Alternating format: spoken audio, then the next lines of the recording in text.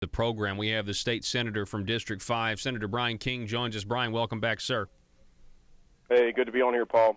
All right, we got a couple of things to talk about, and I think that's an understatement.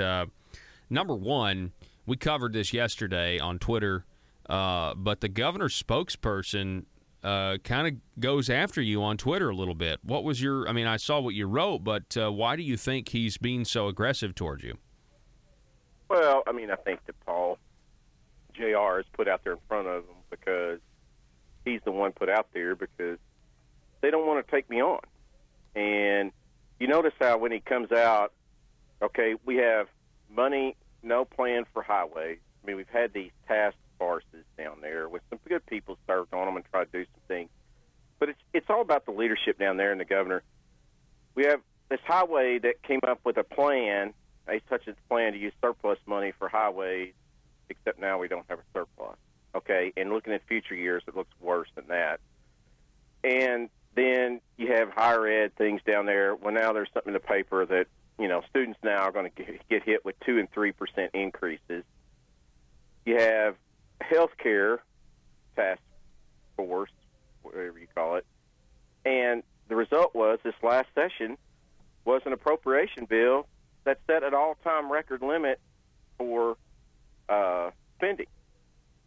So, I mean, you know, I've been saying these things and criticizing them because they wouldn't listen. I said 2 years ago when the governor came into office, over 2 years ago, that they were spending too much. I met with Jim Hendren. I met with Michael Lamoureux, met with them and said, you know what, guys, if you guys don't get a hold of this, that comes in and interjects a bunch of revenue in the state, you know, we're going to have problems. And, of course, they didn't listen. And then last year, Governor Hutchinson goes out there and tries to single me out and say, well, if Bryan King doesn't vote for this DHS appropriation bill, then, it's going to hurt state budget. We're going to be able to, we're going to, pull the feeding tubes out of starving babies. He does the Chuck Schumer deal. Yeah. If you look what the Democrats are doing to the Republicans now in the Trump budget, that's the same thing Asa Hutchinson does. It's the same thing Jonathan Dismang does.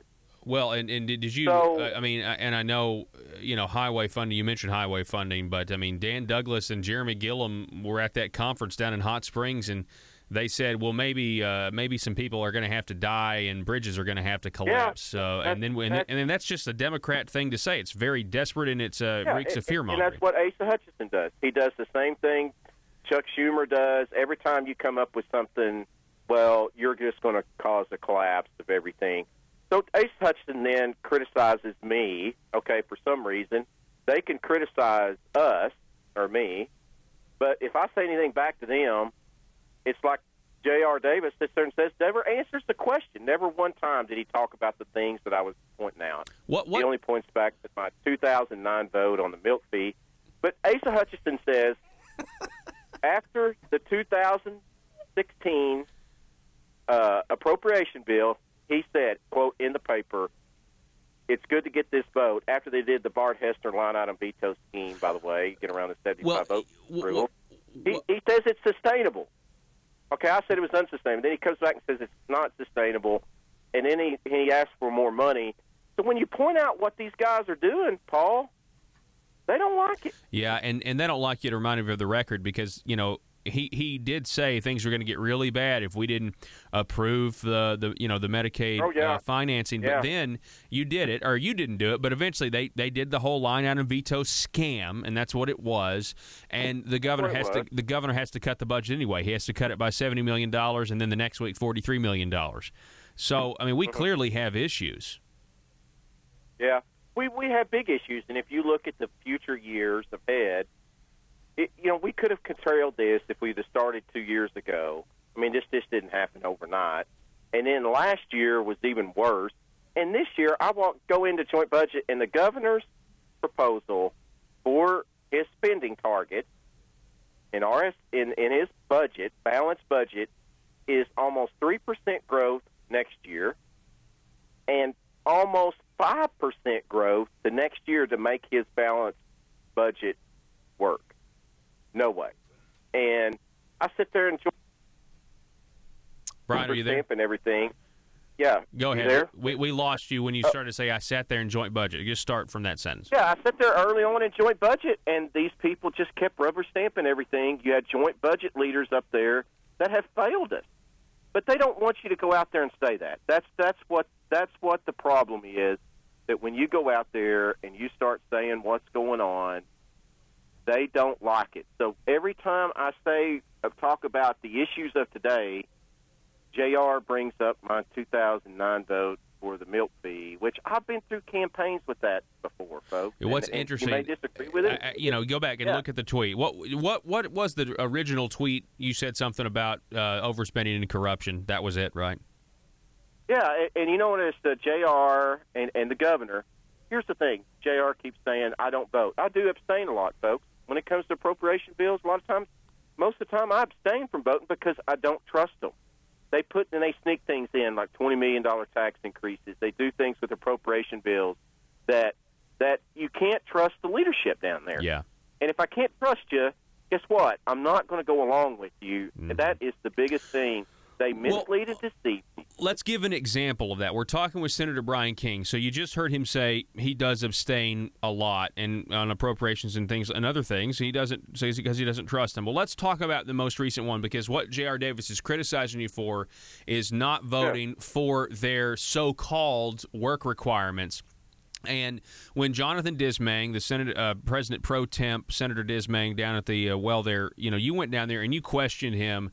And, I mean, you really you were abrasive with him. But I think I know why, because they weren't giving you financial impact. And number two, it wasn't an actual there was actually not a plan. It was you guys authorizing DHS to come up with whatever they thought they wanted to get out of the Trump administration.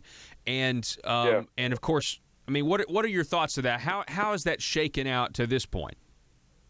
Yeah, I go down and question Senator Dismang, and the first thing I ask him is, where's the financial analysis of this? Don't have it. Paul, if I walk into anywhere, if I walk into you and say I'm going to do this major policy thing, and guess what? I'm not providing any financial. It's going to save you. It's going to save money. Listen to what they keep saying, Asa Hutchinson. It's going to save money. Well, no, wait a minute, Governor, Senator Dismang. A year before that, you said we couldn't roll these people off because it was going to cost the state money. So which is it? Senator Dismang deceives people. He does. So does Asa Hutchinson. They sit there on one thing. They go, well, my God, last year, if you roll these people off of this, you're going to create a hole in the budget. You're going to cost money. Now they say rolling these people off is somehow going to save money. That's why they don't want to do that.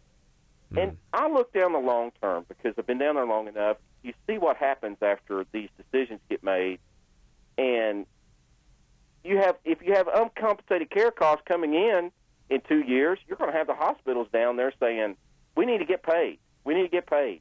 And guess what? In the end, it's very well possible that this measure could cost in the long run. But number one, he wouldn't provide financial analysis because he can't have it both ways, and he knows that I know that. Yeah. That he can't sit there 1 year and say, well, if you roll these people off and you reduce this program, it's going to cost the state money.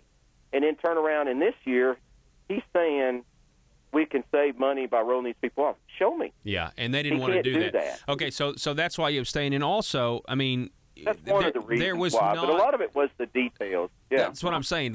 We now know the details, and if anything, you call this a part-time work requirement. It's not a full-time work requirement. Yeah, it's possible. Here's once again, it's almost back to the SB 96. Remember how you and me took the criticism when we said Medicaid expansion's not ending with this. Yeah. Senator Jim Hendren goes out there and says we're going to end Medicaid expansion. It ends it. Remember that? Oh yeah. I questioned him. You questioned him. He said it's not going to end it. And I knew what was going on down there. That it was just a sham to try and get 2 years down the road to get something else. Because why would every single Democrat down there vote to end Obamacare?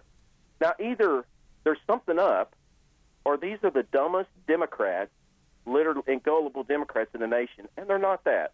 A lot of the Democrats down there are good people. They're smart people.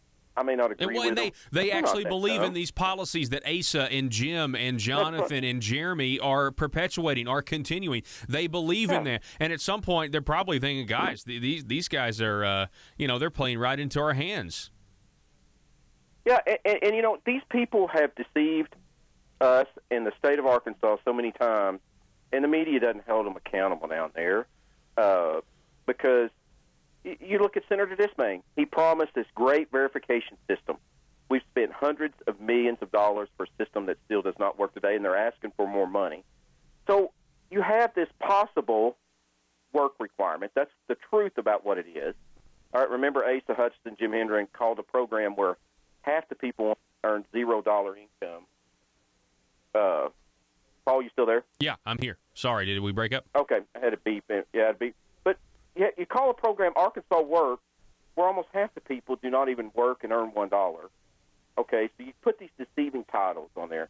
Work requirement. It's a possible work requirement because it's maybe 20 hours a week, or it's 20 hours volunteer service. But it sounded like it was going to be exemptions if you're going to school, if you're pregnant, if you have kids at home. So it's not like the whole population is going to be there. But how in the world or how much money are we going to have to spend to verify this? Number one, in committee and everything else, they never answered how much we're going to have to spend to try to verify this. DHS can't even keep track if somebody's dead or not. How are they going to keep track if somebody's pregnant? Are they going to run around every couple of weeks and say, you need to take a pregnancy test? That's a great point. I mean, that's a really good point. This is how they just continue to say whatever. They get to a point, and they just say whatever. And when you call them out and you question them, but what Asa Hutchinson wants to do really is he wants you to keep your mouth shut. He wants you to go down there, and then all of a sudden, if there's problems and everything, ignore it. And I hope that before I get off here, we can touch on the corruption thing. Yeah, I'm going to go to the corruption. But let me ask you this. Do you think the governor wants you to ignore it because you guys are members of the same party? No, I think he just wants to ignore it because he wants to keep the facts and the truth out because the media doesn't.